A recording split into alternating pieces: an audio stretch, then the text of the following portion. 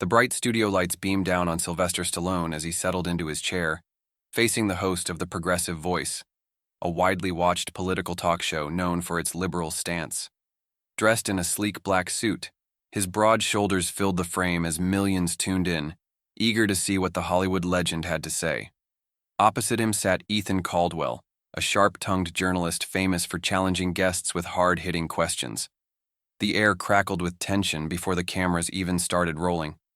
This was not going to be a friendly, run-of-the-mill interview. This was a showdown. "All right, folks," Ethan began, flashing his signature smug grin. "Tonight, we have a true Hollywood icon with us. Sylvester Stallone, action hero, filmmaker, and a man who has never shied away from controversy." He turned to Stallone, tilting his head slightly. "You've had an incredible career, but let's talk about something that's been making headlines lately: your stance on Hollywood's political climate. You recently said in an interview that the industry has become, in your words, a bubble filled with out-of-touch elites. Care to elaborate?" Stallone leaned back, his deep, gravelly voice carrying the weight of years of experience. "Yeah, I'll elaborate," he said, his expression firm. "Look, I love movies. I love storytelling. But let's be real. Hollywood used to be about entertainment. Now it's about pushing agendas. If you don't fall in line, if you don't say the right things, they try to cancel you. That's not art. That's control." The audience, largely made up of the show's usual progressive crowd, murmured in disapproval. Ethan smirked, sensing an opportunity. "Control? Come on, Sly. Isn't that a bit dramatic? Hollywood has always reflected society. Maybe what you're feeling is just the industry evolving?" Stallone chuckled, shaking his head. "Evolving? Man, let's not kid ourselves. If you don't toe the line, you're out. I've seen it happen to actors, directors, hell, even comedians. One wrong joke, one opinion that doesn't fit the script, and you're done."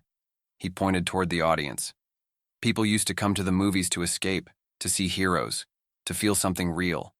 Now, it's all lectures, all politics, all the time. Ethan crossed his arms, his expression growing more serious. "So, what exactly are you suggesting? That actors and filmmakers should just shut up and stick to entertainment?" Stallone leaned in, his eyes narrowing. "I'm saying they should have the freedom to say whatever they believe, without being blacklisted. But that's not what happens, is it?" The tension in the room thickened. Ethan opened his mouth to respond, but Stallone wasn't finished. "And let's talk about the hypocrisy," he continued. "Hollywood preaches about equality, fairness, and justice. But behind the scenes, the same people pushing those messages are the ones silencing anyone who thinks differently. That's not fairness. That's not justice. That's manipulation." A hushed silence fell over the studio. Ethan shifted in his seat, suddenly aware that this interview wasn't going as planned. "Well," he said, clearing his throat, "that's certainly a strong perspective, but let's get into some specifics." Stallone held up a hand. "I'll give you specifics." His voice was steady, but there was an undeniable fire behind it. "I've seen actors lose roles because they supported the wrong candidate. I've seen writers blacklisted because their scripts didn't fit the message. That's not democracy. That's a system built on fear." The crowd stirred again, some murmuring their disagreement, others nodding. Ethan let out a sharp breath, sitting up straighter. "All right, Sly, let's play devil's advocate here. Maybe the industry is just responding to the audience.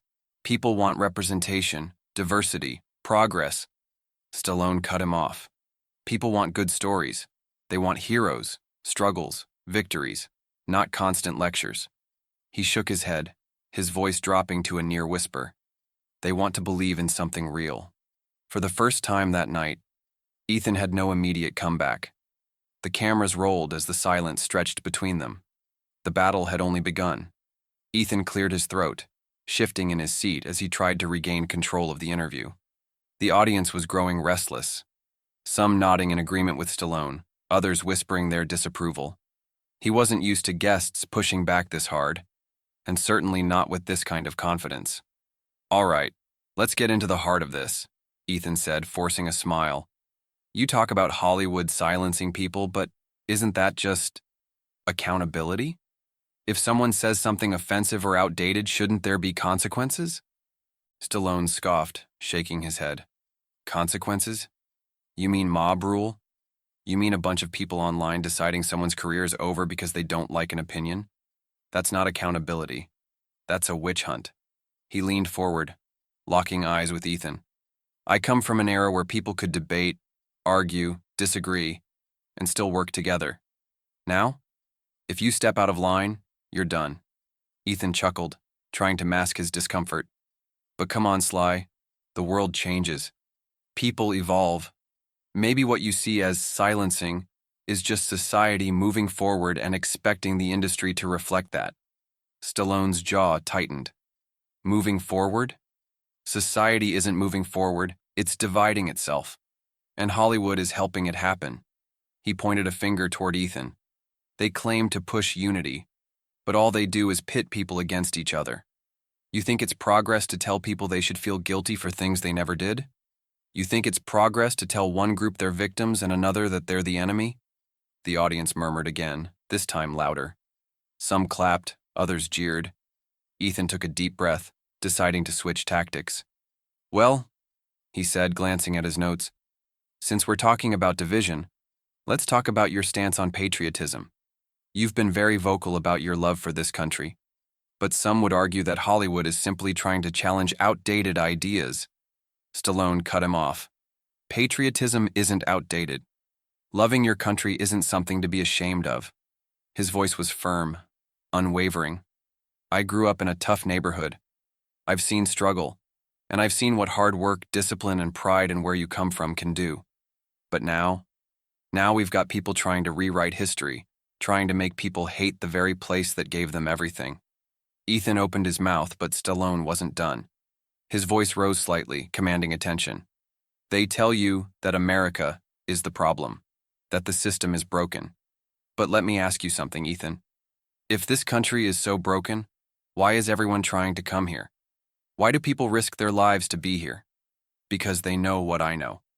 This place isn't perfect, but it's the best damn shot anyone's got. The audience reaction was mixed. Some erupted into applause, others booed loudly. Ethan could feel the energy in the room shifting. He had underestimated Stallone. You're painting with a broad brush, Ethan countered, forcing a smile. Surely you can admit that America has had its flaws. Stallone nodded. Of course it has. But you don't fix flaws by burning everything down. You fix them by making things better. By working hard. By not playing the victim. He leaned back, crossing his arms. But Hollywood? Hollywood wants you to believe that everything's broken. That you need them to tell you what to think, how to act, who to blame. Ethan tapped his pen against his desk, clearly frustrated. And what about actors using their platform to speak out? Isn't that their right? Stallone smirked. It's their right. Just like it's my right to call them out when they're full of it. The audience gasped, and Ethan blinked, caught off guard. Stallone wasn't just pushing back, he was winning the room. Ethan straightened his posture, realizing he had to regain control fast. So, let me get this straight. You think Hollywood has an agenda? That actors, filmmakers, and studios are all working together to push a certain narrative? Stallone exhaled sharply, shaking his head. It's not a conspiracy, Ethan. It's just reality. Look at the movies they make. Look at the people they blacklist. It's all right there in front of you. Ethan had no quick comeback this time. Stallone had turned the interview upside down, and everyone watching knew it. The battle was far from over. Ethan shifted in his chair, glancing at the producer behind the cameras. The interview was slipping from his grasp, and Stallone wasn't backing down. Millions of viewers were watching, some cheering, others fuming. But one thing was clear. This wasn't the usual Hollywood PR-friendly interview. This was a fight, and Stallone had thrown the first real punch. Ethan cleared his throat, forcing another smile. Okay, Sly, let's step back a bit. You've said Hollywood is pushing an agenda, that actors are blacklisted for their views. But let's be real. Haven't you, one of the biggest names in the industry, had massive success despite your beliefs? Stallone let out a dry chuckle. You think I'm here because Hollywood wants me here? I had to fight for every role. You know how many times I was told you don't fit the narrative? You think they wanted another action star who wasn't ashamed to love his country, who believed in traditional values? He shook his head. I survived because of the fans, because the people, not Hollywood, wanted me. Ethan raised an eyebrow. Come on, Sly, you're a legend. Are you really saying Hollywood tried to shut you out? Stallone nodded.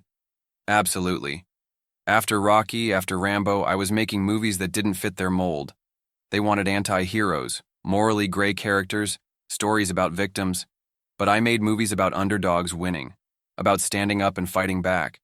And trust me, that didn't sit well with a lot of people pulling the strings. Ethan leaned forward. So what you're saying is, Hollywood doesn't like heroes anymore? Stallone's eyes darkened. Not real heroes. They like the kind they can control. The ones that push their message. You notice how the classic action star is disappearing? They don't want men who are strong, who fight for something bigger than themselves. They want self-doubt, guilt, and endless moral lectures. That's why so many action movies today feel hollow. No heart, no real struggle. The audience murmured again. Some nodded in agreement. Others shook their heads. Ethan saw his opening. Well, Ethan said with a smirk, maybe people are just tired of the old formula. Maybe audiences want more complex, emotionally vulnerable characters. Stallone leaned in, his voice calm but powerful. You mean weak. You mean broken. Hollywood keeps pushing this idea that being strong is toxic, that masculinity is a problem. But let me tell you something. People still want heroes. They just don't get them anymore. A silence hung in the studio. Ethan knew that millions were watching, waiting for his response. He straightened his papers, buying himself time. But isn't representation important? Ethan asked. Don't audiences deserve to see characters who reflect real-world struggles? Stallone nodded. Of course. But Hollywood isn't about representation. It's about control. They don't want real diversity. They want selective diversity. If you fit their mold, you get in. If you don't, you're out. Ethan narrowed his eyes. And you think that's why certain movies fail? Because they're pushing an agenda instead of telling a story? Stallone nodded again. Absolutely. People see through it. They don't want to be lectured. They don't want propaganda. They want good stories, plain and simple. Ethan exhaled, realizing Stallone had just summed up in one sentence what so many people had been feeling for years. He had to turn this around. So what's the solution? Ethan asked, trying to regain control. If Hollywood is as broken as you say, what's the answer? Stallone smiled, but there was steel behind his eyes. The answer? Stop giving them your money. Support the movies that tell real stories. And most importantly, stop letting Hollywood tell you what to think. The audience sat in stunned silence. Ethan swallowed hard, realizing that Stallone wasn't just speaking his mind. He was starting a movement, and the fight wasn't over yet. Ethan took a slow breath, gripping his pen a little tighter. Stallone had turned the interview into something far bigger than a debate. It was a statement, a challenge to the entire Hollywood system. And judging by the reaction of the audience, people were listening. Ethan forced a smile. That's a bold stance, Sly. But let's talk numbers. If Hollywood is really as broken as you say, why do these so-called agenda-driven movies still make money? Doesn't that prove audiences want them? Stallone smirked, shaking his head. You mean the same movies that bomb at the box office but somehow still get sequels? The ones that get glowing reviews from critics but empty theaters? Come on, Ethan, you know the game. It's not about what audiences want. It's about what the studios want audiences to want. The crowd reacted again, some clapping, others murmuring. Ethan shifted in his chair, his frustration growing. So what? You think there's some grand conspiracy? He challenged. That Hollywood is forcing these movies on people? Stallone shrugged. Not a conspiracy, just business. Hollywood isn't run by artists anymore, it's run by corporations. They don't care if a movie flops as long as it pushes their message. They're playing the long game, changing culture little by little. He leaned forward, locking eyes with Ethan. And if you think that's just a coincidence, then you're either blind or pretending to be. Ethan let out a short laugh, trying to shake off the intensity of Stallone's words. All right, then tell me this. What about actors who do speak out against Hollywood? Nobody is stopping them from making movies elsewhere. Stallone's eyes darkened. Really? Tell that to the actors who suddenly stop getting calls, to the directors who can't get funding, to the writers whose scripts mysteriously never get picked up. He crossed his arms. You think it's a coincidence that Hollywood only promotes one side of the conversation? Ethan hesitated. He had seen it himself, though he'd never admitted on live TV. Stallone didn't let up. You want to know why independent films are rising? Why streaming services are giving people more choices? Because audiences are tired. They want stories, not sermons. And the more Hollywood ignores them, the more they'll go somewhere else. Ethan tapped his pen against his notepad, searching for an angle to regain control. Okay, but what about responsibility? Doesn't Hollywood have a duty to push progress, to help create a better world? Stallone exhaled, shaking his head. Hollywood's job is to tell great stories. People create a better world. Hard work, discipline, family, community. That's what builds something real. Not some millionaire actor telling you what to believe from his gated mansion. The audience erupted into mixed reactions. Some cheered, others booed. But one thing was certain. Stallone wasn't backing down. Ethan glanced at the teleprompter, realizing they were running out of time. He had one last shot. All right, Sly, he said, his voice steady. You've made it clear where you stand. But let's be real. Hollywood isn't going anywhere. So if you had one message for the industry, for the people watching at home, what would it be? Stallone leaned back, his expression calm, but commanding. He looked straight into the camera, speaking not just to the audience in the studio, but to everyone watching at home. Stop letting these people tell you who you are, he said firmly. Think for yourself, stand for something real, and never be afraid to speak your mind. The room fell silent. Even Ethan had nothing left to say. The cameras kept rolling, but the fight was already over. And Stallone had won. The silence in the studio stretched for several seconds after Stallone's final statement. The weight of his words hung in the air, thick with defiance and raw honesty. Ethan, usually quick to pounce on any hesitation or weakness in his guests, found himself momentarily speechless. The producer's voice crackled in his earpiece, reminding him they still had time left in the segment. He had to regain control. Ethan forced a chuckle, trying to shake off the tension. Well, that was certainly a passionate response, he said, shuffling his notes. But let's step back. You're saying people should think for themselves, not let Hollywood dictate their beliefs. Fair enough. But doesn't that apply to both sides? Couldn't someone argue that conservative voices are just as guilty of pushing their own agenda? Stallone nodded, folding his hands together. Of course. Everyone's got an agenda, Ethan. The difference is one side controls the industry, the media, the awards, the funding. The other? They get shut out, mocked, erased. That's not a fair fight. That's censorship with a smile. Ethan shook his head. Come on, Sly, no one's erasing anyone. If anything, social media gives everyone a voice. Stallone smirked. You really believe that? Try posting an opinion that doesn't fit the narrative. See how long it takes before you're labeled dangerous or problematic. People lose jobs, get blacklisted, even threatened, all for saying the wrong thing. He tilted his head. That's not freedom. That's fear. A murmur rippled through the crowd. Even some of Ethan's usual audience seemed to be reconsidering their stance. Ethan straightened up, pressing forward. Okay, but let's be real. Some things are offensive. Some things should be called out. Stallone's face hardened. There's a difference between calling something out and destroying someone's life over a mistake. People used to get second chances. Now? One bad joke, one wrong tweet from 10 years ago, and your career's over. He exhaled sharply. People aren't perfect. We grow. We learn. But Hollywood doesn't care about that. They don't want redemption.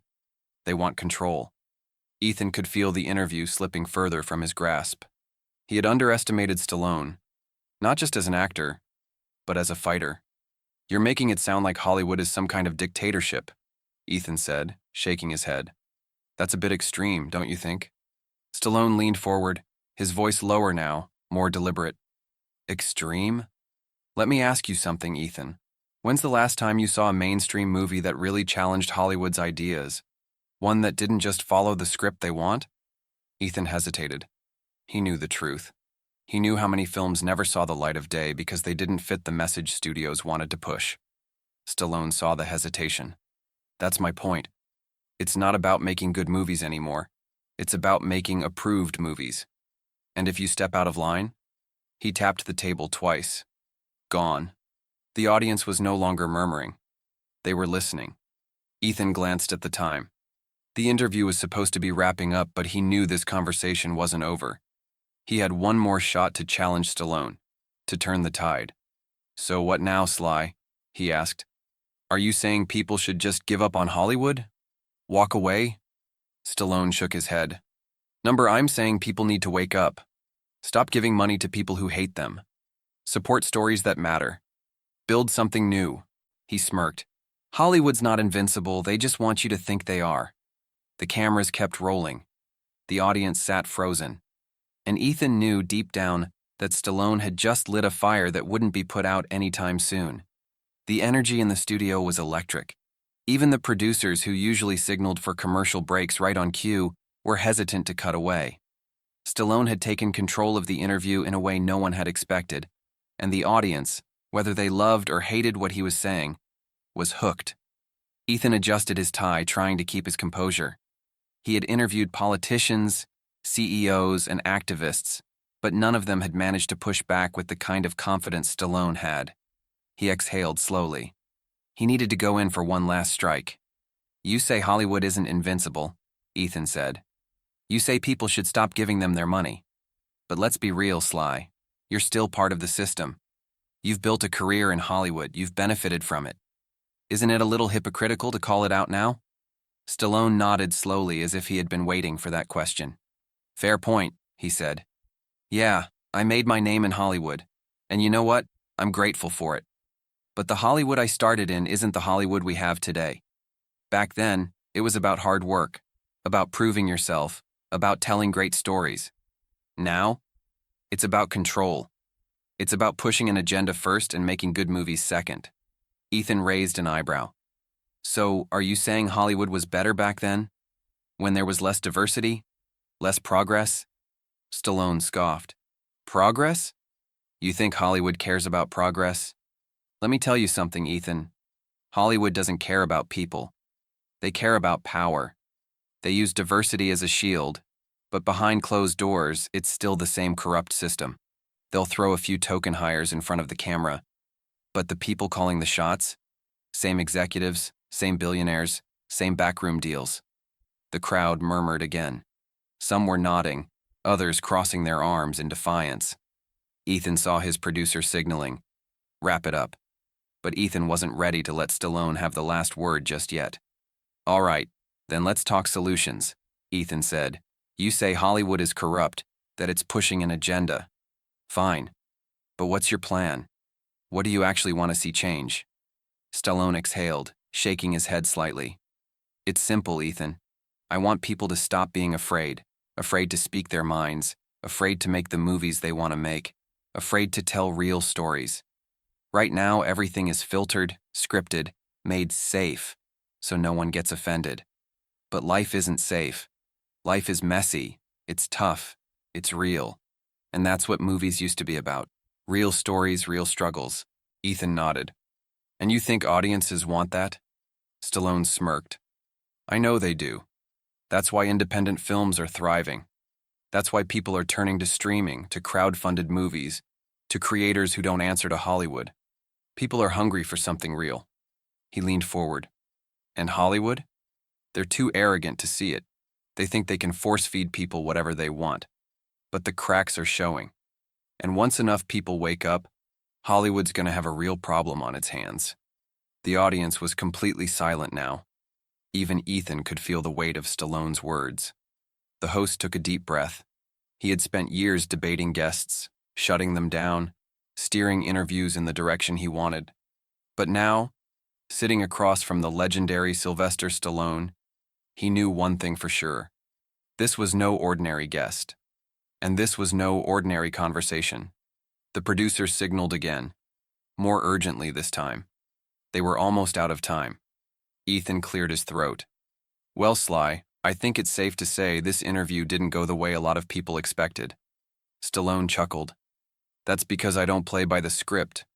Ethan forced a smile. "I can see that. Final thoughts?" Stallone looked into the camera, his expression calm but firm. Yeah, to everyone watching, don't be afraid. Don't let these people tell you what to think. Find your own truth. And most of all, support real stories, real voices, real creators. Hollywood's not as powerful as they want you to think. The real power? It's with the people. The producer frantically gestured for Ethan to wrap it up. Ethan swallowed hard, then turned to the camera. Well, there you have it. A conversation I'm sure a lot of people will be talking about for a long time. Sylvester Stallone, thank you for your time. Stallone nodded. Anytime. The show cut to commercial, but the battle wasn't over. Because Stallone had just set something in motion, something bigger than Hollywood. And everyone watching knew it. The moment the cameras cut, the studio remained eerily silent. No one rushed to shake hands. No one filled the space with small talk. The weight of what had just happened still lingered in the air. Ethan leaned back in his chair, exhaling sharply. He had gone into this interview expecting to challenge a Hollywood legend. What he hadn't expected was to be challenged himself. Stallone stood up, adjusting his suit, glancing around at the crew. Some looked at him with quiet admiration, others with thinly veiled discomfort. He had spoken the truth, and the truth was dangerous in Hollywood. Ethan finally found his voice. Well, that was something. Stallone smirked. Yeah, I think people needed to hear it. Ethan chuckled, rubbing the back of his neck. You really don't care what they say about you after this, huh? Stallone turned to him, his expression calm, but unshakable. Number, because I know what's coming. Ethan narrowed his eyes. And what's that? Stallone looked directly at him. Change. With that, he walked off set, leaving Ethan to sit in the aftermath of an interview that would shake Hollywood to its core. The internet exploded. Social media was flooded with clips of the interview, headlines dissecting Stallone's every word. Some called him brave, others called him reckless. Hollywood elites dismissed him, but the public? The real audience? They listened. Hollywood Exposed trended worldwide. Fans rallied behind him, actors quietly supported him in private messages, and independent filmmakers saw an opening, a chance to break free from the machine and create something real. Stallone's words weren't just an opinion, they were a wake-up call. And now the only question left was, who would answer it? Are you tired of Hollywood telling you what to think? Support real stories, support real voices. It's time to take back entertainment.